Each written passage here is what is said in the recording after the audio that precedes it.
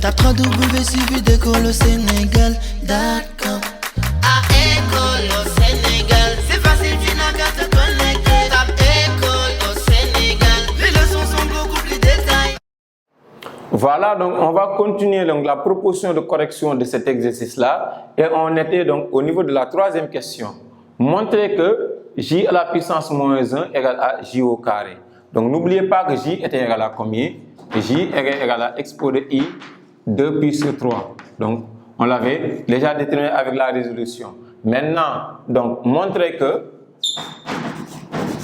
j puissance moins 1 égale à j au carré. C'est ça qu'on demande de montrer. Maintenant, pour cela, je vais vous proposer de calculer j au cube ici. Donc, j au cube égale à expo de i 2 pi sur 3, le tout au cube. Expo de i 2 pi sur 3, le tout au cube, je vais faire entrer donc le cube. Je vais me retrouver avec expo de i 2 pi. Et expo de i 2 pi, c'est égal à combien? Je vais l'écrire donc sous forme trigonométrique. C'est égal à cos de 2 pi plus i sinus de 2 pi. 2 pi avec le cercle trigonométrique, ça se trouve ici. Son cosinus égale à 1 et son sinus égale à 0. En réalité, je peux dire que désormais, j au cube égale à 1. Parce que tout ça, je vais me retrouver avec un 1. Maintenant, mon objectif, c'est de démontrer que j à la puissance moins 1 égale à j au carré. Je vais décomposer j au cube en j fois j au carré. J fois j au carré égale à j au cube. Je me trouve avec 1. Ça veut dire que j au carré égale à 1 sur j. Et 1 sur j, j'amène le j en haut, égale à moins, égale à j à la puissance moins 1. Parce que 1 sur j, c'est j à la puissance moins 1. Désormais, je veux dire à chaque fois j au carré, c'est j à la puissance moins 1. Donc, c'est seulement donc, une déduction. Là, c'est facile. Il suffit donc d'abord pour montrer que j à la puissance moins 1 égale à j au carré, je vais rappeler l'expression de j. Maintenant, et pour cela, comme donc j'ai une relation entre j au carré et j puissance moins 1, qu'est-ce que je vais faire? Je vais calculer j au cube pour voir qu'est-ce que ça donne. J au cube, c'est égal à expo de i 2 pi sur 3, le tout au cube. Donc je simplifie par 3, donc si le 3 entre, j'aurai 2 pi sur 3 fois 3, donc je me trouve avec expo de 2 pi. Expo de i 2 pi, c'est cos de 2 pi plus i sinus de 2 pi. 2 pi est là. Donc son cosinus égale à 1 et son sinus égale à 0. Désormais, j au cube égale à 1 et je décompose j au cube. J au cube, c'est j fois j au carré qui est égal à 1. En réalité, donc j seulement, ou bien j au carré seulement, égale à 1 sur j. Et 1 sur j, c'est j à la puissance moins 1.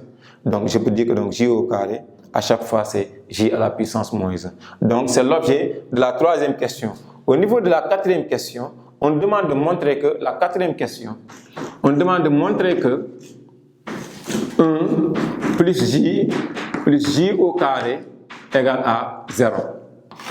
1 plus j au carré, donc c'est une somme. C'est une succession de termes. Maintenant, on va essayer de voir donc, la nature de cette somme-là. On a j1 plus j au carré. Donc c'est une somme de 3 termes.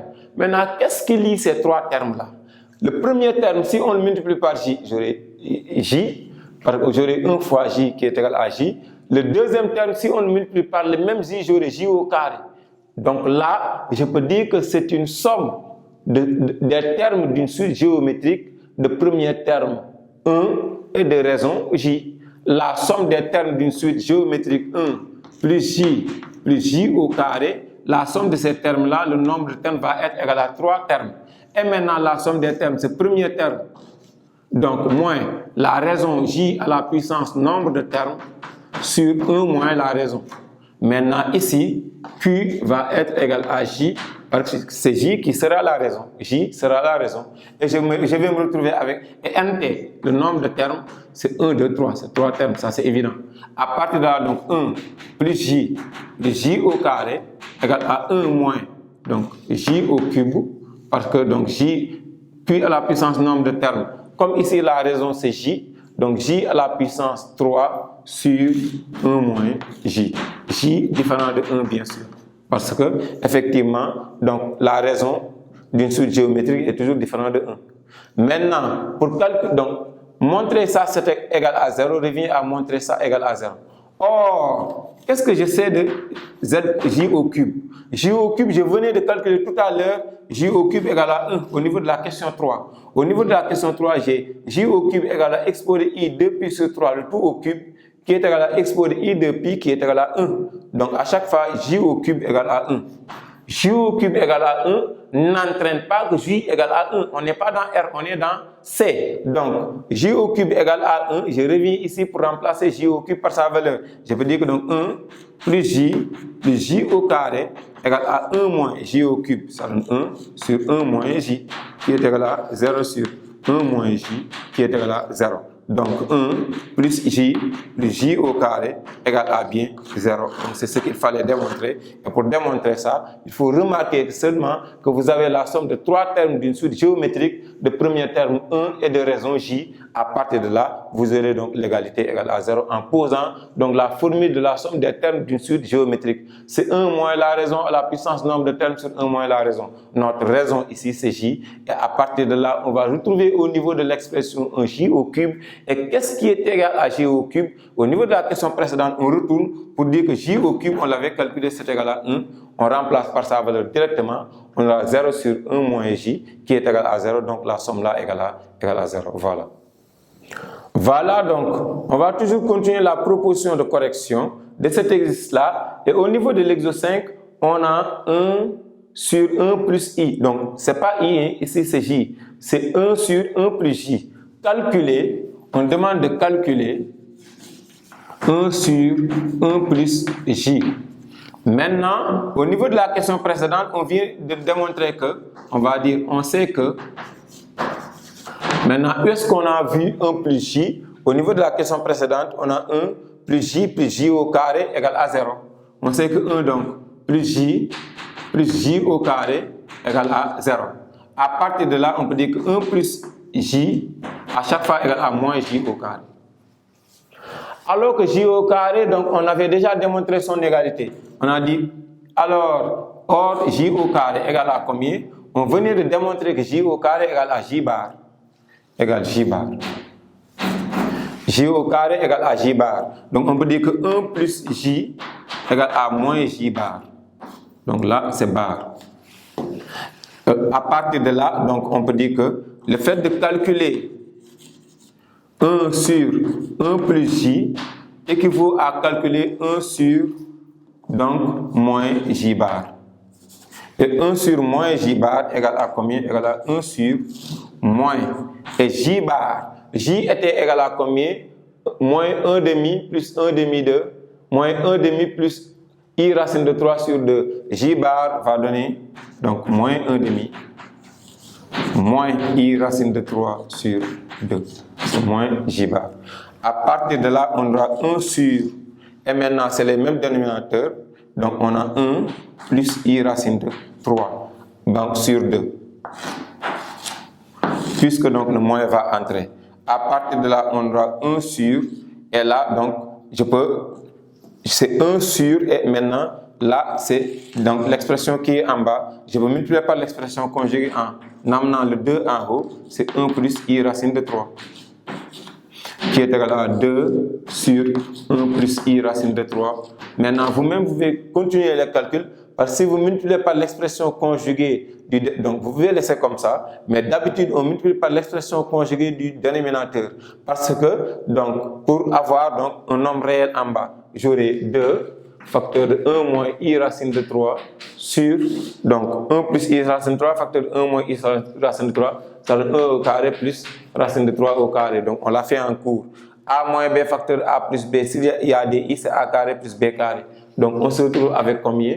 2 moins 2i racine de 3 sur maintenant 1 au carré plus 3. Donc ça donne 2 moins 2i racine de 3 sur 4. Et on peut simplifier, on a 1 moins i racine de 3 de tout sur 2 qui est égal à 1 sur 1 plus j. Donc c'est ça qui a été demandé. Je réexplique. Donc on demande de calculer 1 sur 1 plus j. Qu'est-ce qu'on sait? Au niveau de la question précédente, on venait de montrer que 1 plus j au carré égale à 0. Donc on a vu 1 plus j. Au lieu de remplacer par sa valeur, on peut dire que 1 plus j, on transpose égale à moins j au carré. Où est-ce qu'on avait parlé de j au carré? Au niveau de la deuxième question. Donc à chaque fois, j au carré égale à j bar. Donc moins j au carré égale à moins j bar. Parce que j au carré égale à j bar. Donc moins j au carré va égaler à moins j bar. Donc 1 plus j va être égal à moins j bar.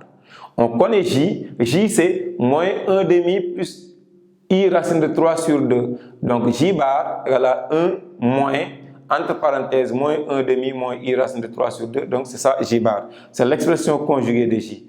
À partir de là, si on fait entrer le moins, on aura donc 1 demi plus i racine de 3 sur 2. Le 2, on l'amène en haut. Parce que c'est 1 multiplié par l'inverse. Donc 2 sur 1 plus i racine de 3. Là, il suffit seulement de multiplier par l'expression conjuguée du dénominateur.